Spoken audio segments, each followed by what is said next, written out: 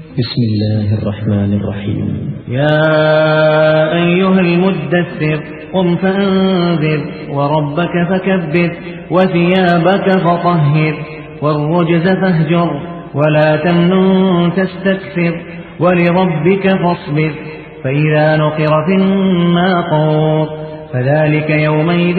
يوم عسير على الكافرين غير يسير. ذرني ومن خلقت وحيدا وجعلت له مالا ممدودا وبنين شهودا ومهدت له تمهيدا ثم يطمع أن أزيد كلا إنه كان لآياتنا عنيدا سأرهقه صعودا. إنه فكر وقدر فقتل كيف قدر ثم قتل كيف قدر ثم نظر ثم عبس وبسر ثم أدبر واستكبر فقال إن هذا إلا سحر يؤثر إن هذا إلا قول البشر سأصليه سقر وما أدراك ما سقر لا تبقي ولا تذر لواحة للبشر عليها 19. وما جعلنا أصحاب النار إلا ملائكة وما جعلنا عدتهم إلا فتنة للذين كفروا ليستيقن الذين أوتوا الكتاب ويزداد الذين آمنوا إيمانا ولا يرتاب الذين أوتوا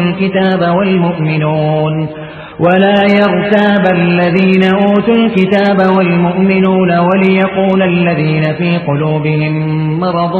والكافرون ماذا أراد الله بهذا مثلا كذلك يضل الله من يشاء ويهدي من يشاء وما يعلم جنود ربك إلا هو وما هي إلا ذكرى للبشر. كلا والقمر والليل إذ أدبر والصبح إذا أسفر إنها لإحدى الكبر نذيرا للبشر لمن شاء منكم أن يتقدم أو يتأخر كل نفس بما كسبت رهينة إلا أصحاب اليمين في جنات يتساءلون عن المجرمين ما سلككم في سقر قالوا لم نك من المصلين ولم نك نطعم المسكين وكنا نخوض مع الخائضين وكنا نكذب بيوم الدين حتى أتانا اليقين فما تنفعهم شفاعة الشافعين. فما لهم عن التذكرة معرضين كأنهم حمر مستنفرة فرت من قسورة بل يريد كل امرئ منهم أن يؤتى صحفا منشرة كلا بل لا يخافون الآخرة كلا إنه تذكرة فمن شاء ذكره وما يذكرون إلا